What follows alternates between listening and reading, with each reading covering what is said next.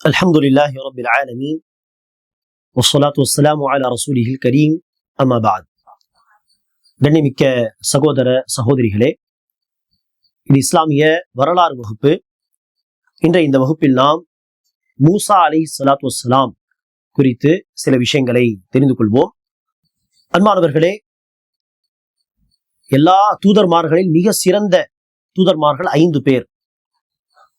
நூஹ் அலைஹிஸ்ஸலாம், இப்ராஹிம் அலைஹிஸ்ஸலாம், மூசா அலைஹிஸ்ஸலாம், ஈசா அலைஹிஸ்ஸலாம், முஹம்மத் ஸல்லல்லாஹு அலைஹி வஸல்லம். அப்படிப்பட்ட சிறந்த தூதர்மார்கள் ஒருவர்தான் மூசா அலைஹிஸ்ஸலாம். இவர் எந்த குடும்பம் என்று சொன்னால் பனி இஸ்ராயில் குடும்பத்தை சார்ந்தவர், பனி இஸ்ராயில் வம்சத்தை சார்ந்தவர். பனி இஸ்ரவேலர்கள் யார்? இப்ராஹிம் அலைஹிஸ்ஸலாமுடைய இளைய மகன் இஸ்ஹாக் அலைஹிஸ்ஸலாம், இஸ்ஹாக் அலைஹிஸ்ஸலாமுடைய மகன் யாக்கூப் அலைஹிஸ்ஸலாமுடைய பேர் தான் இஸ்ராயில் என்று நாம் சொன்னோம். ஆக யாக்கூப் அலைஹிஸ்ஸலாமுடைய சந்ததிக்கு தான் என்ன பேரு? பனி இஸ்ராயில், இஸ்ராயிலுடைய சந்ததி, யாக்கூப் அலைஹிஸ்ஸலாமுடைய சந்ததி. சரி, யாக்கூப் அலைஹிஸ்ஸலாமுடைய ஒரு மகன் தான் யார்? யூசுப் அலைஹிஸ்ஸலாம். அவர்கள் எகிப்திலே ஆட்சி அதிகாரத்தில் இருந்தவர், ஆட்சி செய்தவர், அரசர். ஆக அவர்கள் அங்கு ஆட்சி அதிகாரத்தில் இருந்த காரணத்தினால் தன்னுடைய தந்தை தன்னுடைய குடும்பத்தையும் எகிப்துக்கு அழைத்துக் கொண்டார். ஆக யாக்கூப் அலைஹிஸ்ஸலாம் அவர்களுடைய குடும்பம் தன்னுடைய சொந்த ஊரை விட்டு எகிப்துக்கு வந்து விட்டார்கள். அவர்கள் வந்து வசித்த அந்த காலத்தில் யூசுப் அலைஹிஸ்ஸலாம் ஆட்சி அதிகாரத்தில் இருந்து பொதுமக்களுக்கு செய்த சேவைகள் ஏராளம்.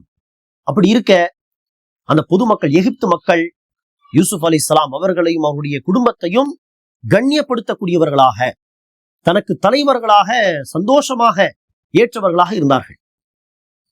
ஆனால் இது சில நூற்றாண்டுகள் வரைதான் இந்த விஷயம் நீடித்தது.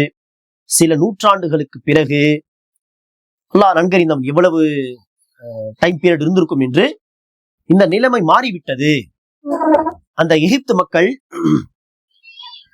யாக்கூப் அலைஹிஸ்ஸலாமுடைய குடும்பத்தை, பனி இஸ்ரவேலர்களை வெறுக்க தொடங்கினார்கள். சொல்ல போனால் அடிமைகளாக ஆக்க தொடங்கினார்கள். இவர்களெல்லாம் வேறு ஏதோ ஒரு ஊரிலிருந்து வந்தவர்கள், இவர்கள் ஏன் நமக்கு மேல் ஆட்சி செய்ய வேண்டும்? எகிப்து வாசிகள் தான் ஆட்சி அதிகாரத்தில் இருக்க வேண்டும் என்கிற இந்த சிந்தனைகள் அநேகமாக வந்திருக்கும் காலப்போக்கிலே. அப்படிப்பட்ட ஒரு சிந்தனை வந்த பிறகு பனி இஸ்ரவேலர்களை அடிமைகளாக வைக்க தொடங்கினார்கள். குறிப்பாக எகிப்தில் வந்த அரசர்களை ஃபிரவுன் என்று சொல்வோம். அப்படிப்பட்ட ஃபிரவுன்களில் ஒரு ஃபிரவுன், அவனுடைய பெயர் ராம்சீஸ் என்று சொல்லப்படுகிறது. கொடுங்கோல அரசன் அவன். ஃபிரவுன்களில் ஒரு ஃபிரவுன். அவன் என்ன செய்தான்? தன்னுடைய ஆட்சி காலத்தில் பனி இஸ்ராயில் மக்களை கொடுமைப்படுத்தினான், அடிமைகளாக ஆக்கி வைத்தான்.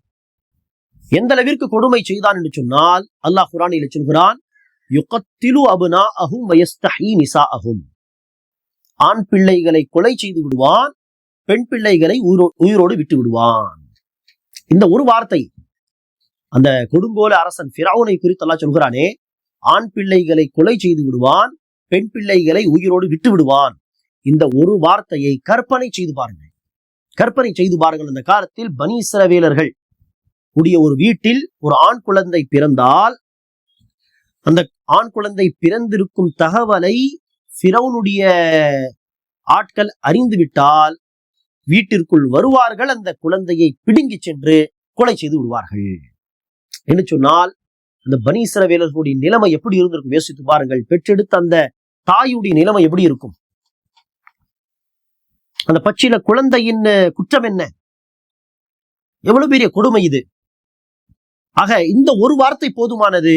அந்த ஃபிரவுன் கொடுங்கோல் அரசன் எப்படிப்பட்ட கொடுமையில் அந்த பனி இஸ்ரவேலர்கள் இருந்தார்கள் என்பதை ஓரளவுக்கு புரிந்து கொள்வதற்கு. அப்படிப்பட்ட பனி இஸ்ரவேலர்களில் பிறந்தவர்தான் மூசா அலைஹிஸ்ஸலாத்து வஸ்ஸலாம். அவர்கள் பிறந்த பொழுதும் இதே நிலைமைதான். ஆம், எல்லா ஆண் குழந்தைகளையும் கொலை செய்து விட மாட்டான், சில பேரை விட்டு விடுவான். ஏனெனில் அவர்கள் வளர்ந்தால்தானே அடிமைகளாக வேலை செய்வதற்கு ஆட்கள் கிடைப்பார்கள். ஆக சில சமயம் விட்டு விடுவான், சில சமயம் கொலை செய்து விடுவான், அல்லது ஒரு வருடம் கொலை செய்வான், ஒரு வருடம் விட்டு விடுவான், ஏதோ ஒண்ணு. அப்படிப்பட்ட சந்தர்ப்பத்தில் மூசா அலைஹிஸ்ஸலாம் பிறந்தார்கள். அவருடைய தாயார் குழந்தையை கொலை செய்து விடுவார்களே என்கிற பயத்தில் என்ன செய்தார்கள்? அல்லாஹ் அவர்களுடைய உள்ளத்தில் ஒரு சிந்தனையை போட்டான். இந்த குழந்தையை ஒரு பெட்டியில் போட்டு, நைல் என்கிற நதி ஓடும், பிரபலமான ஒரு நதி, அந்த நதியில் அந்த குழந்தையை போட்டு விடு, மீண்டும் அல்லாஹ் அந்த குழந்தை உனக்கு வாபஸ் தருவான் என்கிற ஒரு நம்பிக்கை அல்லாஹ் கொடுத்தான் அவருடைய தாயாருக்கு. அந்த நம்பிக்கையோடு அல்லாஹ் மீது ஆதரவு வைத்து மூசா அலைஹிஸ்ஸலாம் குழந்தையை ஒரு பெட்டியில் வைத்து அந்த பெட்டியை என்ன செய்தார்கள்? நைல் நதியில் போட்டு விட்டார்கள். அப்படி அந்த பெட்டி மிதங்கி கொண்டு போகிறது. எந்த அளவுக்கு என்றால், ஃபிரௌனுடைய அரண்மனையை ஒட்டி அந்த நைல் நதி போகுமே, அந்த இடத்தில் ஃபிரௌன் தன்னுடைய மனைவி தன்னுடைய மக்களோடு இருக்கிறான். அப்போது அந்த பெட்டி மிதங்கி கொண்டு போகிறது. அதை எடுங்கள் என்று சொன்னவுடன் எடுத்து பார்த்தால் குழந்தை. அந்த குழந்தை என்ன? ஃபிரௌனுடைய குடும்பம், கிபித்தி என்று சொல்லுவோம். அந்த கிபித்தி குடும்பத்தை சார்ந்த குழந்தையாக இருக்குமா? இருக்காது. கிபித்தி குடும்பத்தை சார்ந்த யாரும் யாருக்கும் பயந்து அந்த குழந்தை பெட்டியில் போட்டு நைல் நதியில் தூக்கி போட வேண்டிய அவசியம் கிடையாது, இல்லையா? அது அவசியம் பனி இஸ்ரவேல் வீரர்களுடைய குழந்தை தான். எடுத்துக் கொள்ளுங்கள் என்று சொன்னதும் ஃபிரௌனுடைய மனைவி அவர்கள் சொன்னார்கள், இல்லை வேண்டாமே, இந்த குழந்தையை நாம் வளர்த்துக் கொள்ளலாமே என்று சொன்னார்கள். அவர்கள் ஃபிரௌனுடைய மனைவி பிற்காலத்தில் மூசா அலைஹிஸ்ஸலாமை நம்பிக்கை கொண்ட ஒரு பெண்மணியாக இருந்தார்கள். இது மாத்திரமல்ல, அல்லாஹ் அவர்களை குறித்து குர்ஆனிலே புகழ்ந்து பேசுகிறான். இறை விசுவாசிகளுக்கு ஃபிரௌனுடைய மனைவியில் உதாரணம் இருக்கிறது, நல்ல உதாரணம் என்றெல்லாம் புகழ்ந்து பேசுகிறான். ஹதீஸிலும் ரசூல் அவர்கள் அவர்களுடைய பெயரை சொல்லி, ஆசியா அலைஹிஸ்ஸலாம் அவருடைய பெயர், அவர்கள் ஈமானின் உச்சகட்ட நிலையை அடைந்த பெண்களில் ஒருவர். மரியம் அலைஹிஸ்ஸலாம், ஆசியா அலைஹிஸ்ஸலாம் இவர்களாம் ஈமானின் உச்சகட்டத்தை அடைந்த பெண்கள் என்று ரசூல் அவர்கள் புகழ்ந்து பேசியிருக்கிறார்கள். ஆக ஃபிரௌனுடைய மனைவியாக அவர்கள் இவ்வாறு சொன்னதும் மனைவியின் பேச்சை கேட்டு ஃபிரௌன் என்ன செய்தான்? மூசா அலைஹிஸ்ஸலாமை விட்டுவிட்டான், கொலை செய்யவில்லை. ஆனால் இப்போது என்ன? அந்த குழந்தையை அரண்மனையில் வளர்க்க வேண்டும். கை குழந்தை பசியால் அழுது கொண்டிருக்கிறது, பால் கொடுக்க வேண்டுமே என்று சில பெண்களை அழைத்தார்கள். ஆனால் யார் வந்து பால் கொடுக்க முயற்சித்தாலும் மூசா அலைஹிஸ்ஸலாம் பால் குடிக்கவில்லை, தொடர்ந்து அழுது கொண்டே இருக்கிறார்கள். அந்த சந்தர்ப்பத்தில் சரியாக மூசா அலைஹிஸ்ஸலாமுடைய தாயார், மூசா அலைஹிஸ்ஸலாமுடைய அக்காவை, அவருடைய சகோதரியை அழைத்து சொன்னார்கள், அப்படி ஊரில் சென்று பாரு, மூசாவை யாராவது எடுத்தார்களா என்று பாரு, பார்த்து வா என்று அனுப்பினார்கள். இப்போது நான் சொல்லக்கூடிய இந்த சம்பவம் எல்லாமே நீங்கள் குர்ஆனில் படிக்க விரும்பினால் கஸஸ் என்கிற ஒரு அத்தியாயம் இருக்கிறது, அந்த அத்தியாயத்தில் எடுத்து படித்து பாருங்கள். இந்த மூசா அலைஹிஸ்ஸலாம் அவர்களுடைய சம்பவத்தை ஏறக்குறைய முழுமையா அல்லாஹ் அந்த சூறாவில் சொல்லி இருக்கிறான். பல விஷயங்கள் நமக்கு அந்த ஒரு சூறாவிலே கிடைக்கும். இது மாத்திரமல்ல, குர்ஆனில் மூசா அலைஹிஸ்ஸலாமை குறித்து தான் அல்லாஹ் அதிகமாக பேசியிருக்கிறான். குர்ஆனில் அல்லாஹ் பெயர் சொன்ன நபிமார்கள் என்று பார்த்தால் 25 நபிமார்கள். அதில் சில நபிமார்களுடைய பெயர் மாத்திரம்தான் வந்திருக்கிறது, அவருடைய வாழ்க்கை தொடர்பான தகவல் எதுவும் வரவில்லை. சரி, தகவல்கள் சொல்லப்பட்ட நபிமார்களில் அதிகமாக அல்லாஹ் யாரை குறித்து பேசியிருக்கிறான், அவருடைய வாழ்க்கை சம்பவங்களை சொல்லியிருக்கிறான் என்று சொன்னால் மூசா அலைஹிஸ்ஸலாம். குர்ஆனில் அதிகமாக மூசா அலைஹிஸ்ஸலாமுடைய பெயர் தான் வந்திருக்கிறது. காரணம், அவருடைய வாழ்க்கையில் அவ்வளவு படிப்பினைகள் உண்டு. ஆக கஸஸ் சூறாவையும் படித்து பாருங்கள், மற்ற சூறாக்களிலும் அவர்களை பற்றி பேசப்பட்டுள்ளது. ஆக அல்லாஹ் சொல்கிறான் இந்த கஸஸ் அத்தியாயத்திலே, அவருடைய தாயார் அவருடைய சகோதரி அனுப்பினார்கள். அவர்கள் அப்படியே போய் பார்த்த பொழுது தெரிந்தது, அரண்மனையில் ஒரு குழந்தையை எடுத்து வந்தார்கள் என்று. போய் பார்த்தால், விசாரித்து பார்த்தால், ஆம், ஒரு குழந்தை இருக்கிறது, பசியால் அழுது கொண்டிருக்கிறது. ஆனால் எந்த பெண் பால் கொடுத்தாலும் பால் குடிக்க தயாரில்லை. ஆக இவர்கள் யாரையோ சந்தித்து சொன்னார்கள், எனக்கு ஒரு பெண் தெரியும், அந்த பெண்மணி பால் கொடுத்தால் எந்த குழந்தையும் மறுக்காது. இந்த தகவல் எப்படியோ அரண்மனைக்குள் போகிறது. சரி, அந்த பெண்ணை அழைத்து வரும்படி சொல்லுங்கள் என்று சொன்னதும் உடனே ஓடி வந்து தன் தாயிடம் சொன்னார்கள். அல்லாஹ் சுப்ஹானஹு வ தஆலா அவருடைய உள்ளத்தில் அந்த நம்பிக்கை ஏற்படுத்திய அந்த நம்பிக்கை, அந்த ஆதரவுக்கு ஏற்ப அல்லாஹ் மூசா அலைஹிஸ்ஸலாமை மீண்டும் அவருடைய தாய்க்கு திருப்பி தந்து விட்டான். அவருடைய தாயார் அரண்மனைக்கு வந்து மூசா அலைஹிஸ்ஸலாமுக்கு குழந்தைக்கு பால் கொடுத்தார்கள். இவ்வாறு அரண்மனையில் வைத்து அவர்களுடைய தாயை கொண்டு அல்லாஹ் அவர்களை வளர்த்தான். அல்லாஹ்வுடைய பிளானிங்கை பாருங்கள். எந்த கொடுங்கோல அரசன் பனி இஸ்ரவேலர்களை கொடுமையாக கொலை செய்து விடுவானோ அப்படிப்பட்ட கொடுங்கோல அரசனுடைய அரண்மனையில் வைத்து அல்லாஹ் சுப்ஹானஹு வ தஆலா மூசா அலைஹிஸ்ஸலாமை வளர்த்தான். அடுத்து என்ன, எப்படி வளர்ந்தார்கள் அந்த தகவல் எல்லாம் குர்ஆன் ஹதீஸில் இல்லை. ஆம், அவர்கள் வளர்ந்த பிறகு ஒரு வாலிபராக மாறிய பிறகு நடந்த ஒரு விஷயத்தை எல்லாம் சொல்கிறான். ஒரு நாள் அவர்கள் எகிப்திலே அந்த நகரத்திலே மூசா அலைஹிஸ்ஸலாம் அப்படியே சுற்றி வந்தார்கள். வரும்பொழுது ஒரு காட்சி பார்க்கிறார். என்னவென்றால் 2 நபர்கள் சண்டையிட்டுக் கொண்டிருக்கிறார்கள். அதில் ஒருவன் ஃபிரௌனுடைய குடும்பத்தை சார்ந்தவன் கிபித்தி, மற்றொருவன் பனி இஸ்ராயீலை சார்ந்தவன், இவர்களுடைய குடும்பத்தை சார்ந்தவன். கிபித்தி ஒருவன், பனி இஸ்ராயீல் ஒருவன், 2 பேரும் சண்டையிட்டுக் கொண்டிருக்கிறார்கள். சரி, இப்படிப்பட்ட சந்தர்ப்பத்தில் பெரும்பாலும் அநியாயம் செய்யக்கூடியவன் யாராக இருப்பான்? கிப்தியாக தான் இருப்பான். இவர்கள் அடிமைகளாச்சு. ஆக இந்த கிப்தியை ஒரு தட்டு தட்டி புரிய வைக்கலாம் என்று அடித்தார்கள். அந்த ஒரு அடியில் அவன் இறந்து விட்டான். அல்லாஹ்வுடைய நாட்டம். ஆக வேண்டும் என்ற இன்டென்ஷனலி கிடையாது, தெரியாமல் இப்படிப்பட்ட ஒரு குற்றம் நடந்து விட்டது. ஆக மூசா அலைஹிஸ்ஸலாம் வருந்தி அல்லாஹ்விடத்தில் பாவ மன்னிப்பு தேடினார்கள். யா அல்லாஹ், தெரியாமல் இப்படிப்பட்ட ஒரு பாவத்தை நான் செய்து விட்டேன், என்னை மன்னித்து விடு என்று பாவ மன்னிப்பு தேடினார்கள். ஆனால் இந்த கிபித்தி எப்படி இறந்து போனான், யார் அடித்தது யாருக்கும் தெரியாது. சரி, சில நாட்கள் கழித்து மீண்டும் மூசா அலைஹிஸ்ஸலாம் எகிப்தை சுற்றி வரும் பொழுது ஒரு நாள் அதே பனி இஸ்ராயீலை சார்ந்த, ஏற்கனவே சண்டையிட்டுக் கொண்டிருந்த அதே பனி இஸ்ராயீலை சார்ந்தவன் மற்றொரு கிபித்தியோடு சண்டையிட்டுக் கொண்டு இருக்கிறான். இந்த காட்சியை பார்த்து மூசா அலைஹிஸ்ஸலாம் என்ன யோசித்திருப்பார்கள்? அதே பனி இஸ்ராயீல் சார்ந்தவன் மறுபடியும் சண்டையிட்டுக் கொண்டு இருக்கிறான்னு சொன்னால் என்ன அர்த்தம்? கிப்தியில் மாத்திரம் பிரச்சனை அல்ல, இந்த பனி இஸ்ராயீலை சார்ந்த இவனும் என்னதான், எப்போது பார்த்தாலும் சண்டை போடக்கூடிய தன்மை உள்ளவன் தான். சரி, அவனுக்கும் நசியத்து பண்ணலாமே என்று அவனை நெருங்கிதான் சென்றார்கள். அதற்குள் அவன் நினைச்சுதான் பயந்து விட்டான். எங்கு என்னையும் அடித்து ஒரே அடியில் காலி செய்து விடுவாரோ என்கிற பயத்தில், அத்துரீது அன் தக்துலனி கமா கதல்த நஃப்ஸன் பில் அம்ஸ், நேற்று ஒருவனை கொலை செய்தது போல் இன்று என்னை கொலை செய்ய விரும்புகிறாயா என்று ஒரு வார்த்தை கேட்டதும், இதை அந்த கிப்தியும் கேட்டுக்கொண்டுதான் இருக்கிறான். அவனுக்கு தெரிந்து விட்டது, நேற்று நம்முடைய குடும்பத்தை சார்ந்த ஒருவனை கொலை செய்தது இவர்தான் என்று தெரிந்ததும் அந்த விஷயத்தை போய் பிறருக்கு சொல்லிவிட்டான். இப்போது அந்த தகவல் பரவி விட்டது, ஃபிரௌனுக்கும் தெரிந்து விட்டது. இப்போது ஸ்பெஷல் அந்த சபைகளில் உட்கார்ந்து மூசா அலைஹிஸ்ஸலாமை ஏதாவது செய்ய வேண்டும் என்று சதி செய்கிறார்கள். அதை குறித்து ஒருவர் நினைச்சுகிறார்.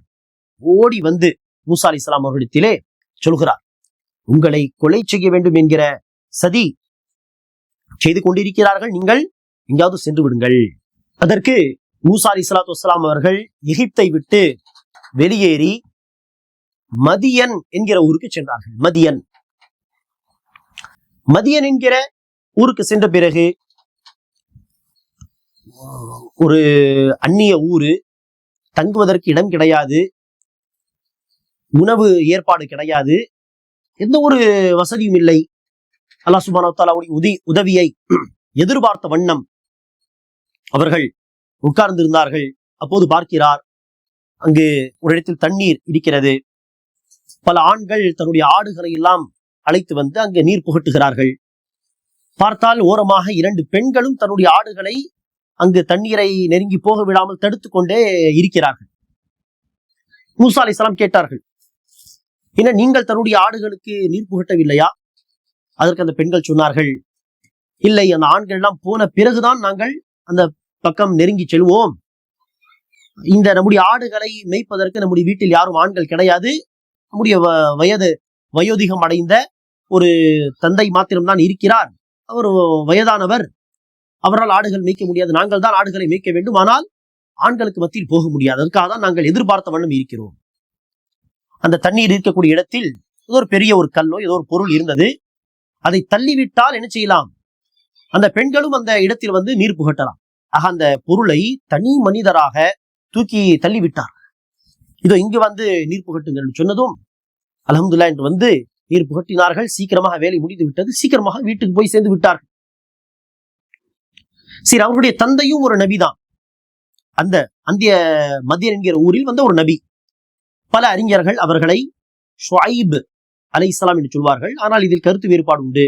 மற்ற சில அறிஞர்கள் அவர்கள் ஷுஐப் அலைஹிஸ்ஸலாமாக இருக்க வாய்ப்பில்லை, வேறு ஒரு நபி என்று சொல்வார்கள். அந்த இரண்டாவது கருத்து தான் சரியானது. ஷுஐப் அலைஹிஸ்ஸலாம் என்கிற நபி அல்ல, வேறு ஒரு நபி. அவர்கள் கேட்டார்கள் தன்னுடைய மகள்களை பார்த்து, எப்படி இன்று சீக்கிரமாக வந்து விட்டீர்கள் என்று கேட்க, இல்லை, ஒரு நபர் இருந்தார், ஒரு அந்நியர், அவர் இப்படி உதவி செய்தார். அவர் மிக நம்பகமான ஒரு மனிதராகவும் நல்லவராகவும் இருக்கிறார், பலசாலியாகவும் இருக்கிறார். ஆக நம்முடைய இந்த ஆடுகளை மேய்ப்பது போன்ற வேலைகளுக்கு அவரை நாம் பணியாளராக வைத்துக் கொண்டால் நன்றாக இருக்குமே என்று சொன்னதும், சரி அப்படியா, அழைத்து வாருங்கள் என்று சொன்னதும் மீண்டும் அந்த இருவரும் வந்து மூசா அலைஹிஸ்ஸலாமை அழைத்தார்கள். அந்த தருணத்தில் அவர்கள் துஆ செய்து கொண்டிருந்தார். ரப்பி இன்னி லிமா அன்ஸல்த இலைய மின் கைரின் ஃபகீர். யா அல்லாஹ், எந்த மனிதரும் தெரியாத இந்த அந்நிய ஊரிலே உன்னுடைய அருளை எதிர்பார்க்கக்கூடிய ஒரு அடியானாக நான் இருக்கிறேன், எனக்கு அருள் செய் என்று துஆ செய்து கொண்டிருந்தார்கள். அல்லாஹ் அவர்களுக்கு வீட்டு தங்குவதற்கான இடம், உணவு, குடும்பம் என்று எல்லா தேவைகளையும் பூர்த்தி செய்து கொடுத்து விட்டார். ஆக அவர்கள் வந்து அழைத்தார்கள், உம்முடைய தந்தை உங்களை அழைக்கிறார். சரி என்றால் கிளம்பினார்கள். வந்து அந்த நபியை சந்தித்து, வயதானவரை சந்தித்து தன்னுடைய சம்பவத்தை அறிவித்தார்கள். அவர்கள் சொன்னார்கள், அநியாயக்காரர்களை விட்டு அல்லாஹ் உங்களை அல்ஹம்துலில்லாஹ் பாதுகாத்து விட்டான், நீங்கள் இங்கே இருக்கலாம். சொல்லப்போனால் என்னுடைய இந்த 2 மகள்களில் ஒரு மகளை நான் உங்களோடு நிக்காவும் செய்து கொடுத்து விடுகிறேன். நீங்கள் மனக்கொடையாக, மஹர் என்று சொல்லுவோமே, மனக்கொடையாக 8 வருடங்கள் இங்கே இருந்து ஆடுகளை மேய்க்கக்கூடிய அந்த வேலை மாத்திரம் நீங்கள் செய்யுங்கள், போதும், நீங்கள் இங்கேயே குடும்பத்தோடு இருங்கள் என்று சொல்ல, அவர் அல்ஹம்துலில்லாஹ் என்று 8 வருடங்கள் ஆடு மேய்ப்பதை ஒப்புக்கொண்டு அவர்கள் அங்கே இருந்தார்கள். குடும்பத்தோடு இருந்தார்கள். மனைவி, தங்கும் இடம், வேலை எல்லாமே இருந்தது. 8 வருடங்கள் முடித்த பிறகு இப்போது மீண்டும் தன்னுடைய சொந்த ஊருக்கு போக வேண்டுமா இல்லையா? ஆக தன்னுடைய மனைவி, மக்களை அழைத்து இப்போது சொந்த ஊரை நோக்கி, எகிப்தை நோக்கி கிளம்பி விட்டார். அது கடுமையான குளிர்காலமாக இருந்தது. ஆக இந்த கடுமையான குளிர்காலத்தில் நெருப்பு தேவைப்படுமா இல்லையா அந்த குளிரை சமாளிப்பதற்கு? ஆக பயணத்தில் இருக்கும் பொழுது பார்த்தார்கள், தூரத்தில் ஒரு நெருப்பு தெரிகிறது, ஒளி. தன்னுடைய மக்களை பார்த்து சொன்னார்கள், நீங்கள் இங்கே இருங்கள், நான் சென்றது என்ன என்று பார்த்து முடிந்தால் அந்த நெருப்பை எடுத்து வருகிறேன் என்று சொல்லி வந்தார்கள். அந்த ஒளியை நோக்கி வந்தார்கள். பார்த்தால் அது நெருப்பு கிடையாது, மாறாக அல்லாஹ் சுப்ஹானஹு வ தஆலாவுடைய ஒளி அது. அந்த ஒளியை நெருங்கி வந்ததும் அங்கு ஒரு மரம் இருந்தது. அந்த மரத்திலிருந்து ஒரு சவுண்ட் அவர்களுக்கு கேட்டது. அது அந்த மரத்தின் சப்தம் கிடையாது, அது அல்லாஹ் சுப்ஹானஹு வ தஆலாவுடைய குரல், அல்லாஹ் பேசியது. என்ன அர்த்தம்?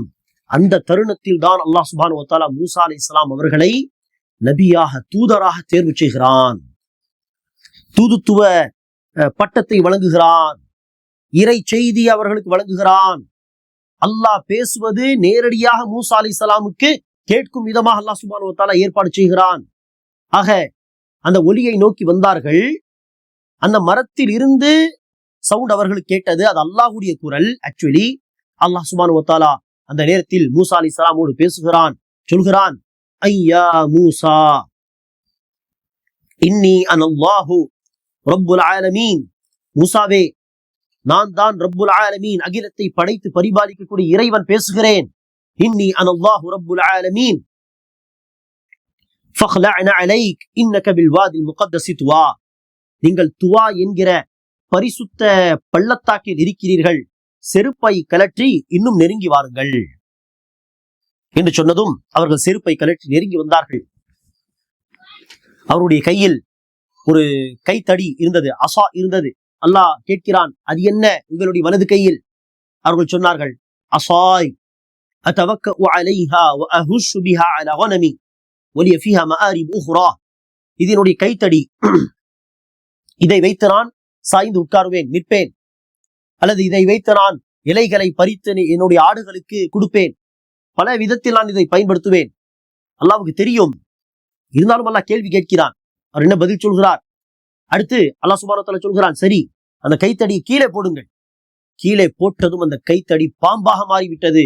பயந்து மூசா அலைஹிஸ்ஸலாம் பின்வாங்கினார்கள். அல்லாஹ் சொன்னான், பயப்பட தேவையில்லை, நீங்கள் மீண்டும் அதை பிடியுங்கள், அது பழையபடி கைத்தடியாகவே திரும்பிவிடும். தொட்டதும் அது மீண்டும் கைத்தடியாக மாறிவிட்டது. அல்லாஹ் சொன்னான், இது ஒரு அத்தாட்சி, இந்த அத்தாட்சியை வைத்துக் கொள்ளுங்கள். அடுத்து தன்னுடைய கையை இப்படி வையுங்கள், வைத்து இப்படி நீங்கள் எடுத்தால் அந்த வலது கையிலிருந்து ஒளி வரும், அந்த வலது கை பிரகாசிக்கும் என்று அல்லாஹ் சொன்னான். அப்படியே இப்படி வைத்து எடுத்தார்கள், ஒளி வந்தது. அல்லாஹ் சொன்னான், இது இன்னொரு அத்தாட்சி, 2 அத்தாட்சிகள். இதை அத்தாட்சிகளாக வைத்துக் கொண்டு இப்போது நீங்கள் நினைச்ச வேண்டும், ஃபிரௌனை சந்தித்து பேச வேண்டும். அந்த ஃபிரௌனை ஏகத்துவ கொள்கையின்பால் அழைக்க வேண்டும். இப்படிப்பட்ட ஃபிரௌன் கொடுங்கோல் அரசன் மாத்திரமல்ல, கொடுங்கோல் அரசனாக இருப்பதோடு அவன் தன்னையே ரப்பு என்று சொல்லிக் கொண்டிருக்கிறான். அன ரப்புகுமுல் அலா. மக்களிடம் அவன் சொல்வான், என்ன வார்த்தை பாருங்கள், அன ரப்புகுமுல் அலா, நான் உங்களுடைய உயர்ந்த இறைவன். தன்னையே அவன் இறைவன் என்று சொல்லிக் கொண்டிருக்கிறான். சுப்ஹானல்லாஹ். அப்படிப்பட்ட அரசனை சந்தித்து இப்போது மூசா அலைஹிஸ்ஸலாம் என்ன செய்ய வேண்டுமாம்? அல்லாஹ்தான் இறைவன், நீ அல்ல இறைவன் என்று ஏகத்துவ கொள்கையை உறக்க சொல்ல வேண்டும். எவ்வளவு பெரிய சவாலான ஒரு காரியம். சாதாரண மனிதர்கள் அவர்கள் யாரையோ ஒருவரை, ஏதோ ஒரு பொருளை கடவுளாக நினைத்து வணங்கி கொண்டிருக்கிறார்கள். அவர்களை சந்தித்து படைத்த இறைவனை வணங்குங்கள் என்று சொல்வதே பெரிய சவாலாக நாம் பார்க்கும் பொழுது, இங்கு என்ன நிலைமை யோசித்து பாருங்கள். அவன் கொடுங்கோல் அரசன், சர்வசாதாரணமா பனிசர வீரர்களை கொன்று குவிக்கக்கூடியவன். அப்படிப்பட்டவன் தன்னை ரப்பு என்று வேறு சொல்லிக் கொண்டிருக்கிறான். அவனை சந்தித்து நீ சொல்வது பொய், உன்னையும் என்னையும் படைத்த இறைவன் மேலே இருக்கிறான், அவனை மாத்திரம்தான் வணங்க வேண்டும் என்று சொல்வது சாதாரண விஷயமா? இது உயிரையே பணயம் வைக்கக்கூடிய ஒரு விஷயம். இது மிக சவாலான காரியம். அல்லாஹ் இந்த பொறுப்பை கொடுத்ததும் அவர்கள் மூசா அலைஹிஸ்ஸலாத்து வஸ்ஸலாம் அவர்கள் சொன்னார்கள், அல்லாஹ் சுப்ஹானஹு வ தஆலாவிடத்திலே துஆ செய்தார்கள், யா அல்லாஹ், இந்த காரியத்திலே எனக்கு உதவியாக என்னுடைய சகோதரர், மூசா அலைஹிஸ்ஸலாமுடைய சகோதரர் பெயர் ஹாரூன் அலைஹிஸ்ஸலாம், என்னுடைய சகோதரர் எனக்கு உறுதுணையாக அனுப்பி வை. என்னுடைய இந்த காரியத்தை சிறப்பாக செய்வதற்கு அவரால் எனக்கு பலத்தை சேர்ப்பாயாக. அவர் என்னை விட தெளிவாக பேசக்கூடியவராகவும் இருக்கிறார். ஆக நாம் இருவரும் சேர்ந்த அந்த பணியை செய்வோம் என்று அவர்கள் துஆ செய்தார்கள். ரப்பி இஷ்ரஹ் லி ஸத்ரி வ யஸ்ஸிர் லி அம்ரி வஹ்லுல் உக்ததம் மின் லிசானி யஃப்கஹு கௌலி வஜஅல் லி வஸீரன் மின் அஹ்லி ஹாரூன் அகி உஷ்துத் பிஹி அஸ்ரி வஷ்ரிகு ஃபீ அம்ரி கை நுஸப்பிஹக கஸீரா வ நذ்குரக கஸீரா என்று அவர்கள் துஆ செய்தார்கள். இது தாஹா அத்தியாயத்தின் ஆரம்பத்தில் உள்ள வசனங்கள். ஆக நீங்கள் தாஹா அத்தியாயத்தின் ஆரம்ப வசனங்களை படித்து பாருங்கள். இந்த சம்பவத்தை அல்லாஹ் அங்கு குறிப்பிடுகிறான். ஆக அல்லாஹ் அவர்களுடைய துஆவை ஏற்றுக்கொண்டு ஹாரூன் அலைஹிஸ்ஸலாமையும் அல்லாஹ் நபியாக ஆக்கிவிட்டான். மூசா அலைஹிஸ்ஸலாமுடைய துஆவுடைய பர்க்கத்தை பாருங்கள். ஹாரூன் அலைஹிஸ்ஸலாமுக்கும் அல்லாஹ் அந்த நபி என்கிற பட்டத்தை கொடுத்து விட்டான். ஆக இருவருக்கும் அல்லாஹ் அந்த பொறுப்பை கொடுத்து, இத்ஹபா இலா ஃபிர்அவுன இன்னஹு தகா, ஃபிரௌன் இடத்தில் சென்று நீங்கள் உபதேசம் செய்யுங்கள். ஃபகூலா லஹு கௌலன் லய்யினன் லஅல்லஹு யததக்கரு அவ் யக்ஷா, அந்த ஃபிரௌனிடம் மெல்லினமாக எடுத்து சொல்லுங்கள். சுப்ஹானல்லாஹ். கொடுங்கோல் அரசன் தன்னையே ரப்பு என்று சொல்லிக் கொண்டிருக்கிறான். இருந்தாலும் அல்லாஹ்வுடைய உபதேசம் பாருங்கள், அவனை சந்தித்து மென்மையாக எடுத்து சொல்லுங்கள் என்று அல்லாஹ் சொல்கிறார். அப்படி இருக்க நாமும் என்ன செய்ய வேண்டும்? பிறரிடத்தில் உபதேசம் செய்யும் பொழுது மென்மையாக விஷயங்களை எடுத்து சொல்ல வேண்டும். கடுகடுப்பாக பேசுவது நல்ல வழிமுறை அல்ல. அழகிய விதத்தில் எடுத்து பேசுவதுதான் அல்லாஹ் ரசூல் நமக்கு காட்டி தந்த வழிமுறையாகும். ஆக இப்படி அல்லாஹ் மூசா அலைஹிஸ்ஸலாம் இந்த பொறுப்பை கொடுத்தார். இன்ஷா அல்லாஹ் அடுத்த வகுப்பிலே நாம் மூசா அலைஹிஸ்ஸலாம் இந்த பொறுப்பை ஏற்ற பிறகு எப்படி ஃபிரௌனை சந்தித்து பேசினார்கள், என்ன சவால்களை சந்தித்தார்கள் என்பதை எல்லாம் அடுத்த வகுப்பிலே பார்ப்போம். அஸ்ஸலாமு அலைக்கும் வரஹ்மத்துல்லாஹி வபரகாத்துஹு.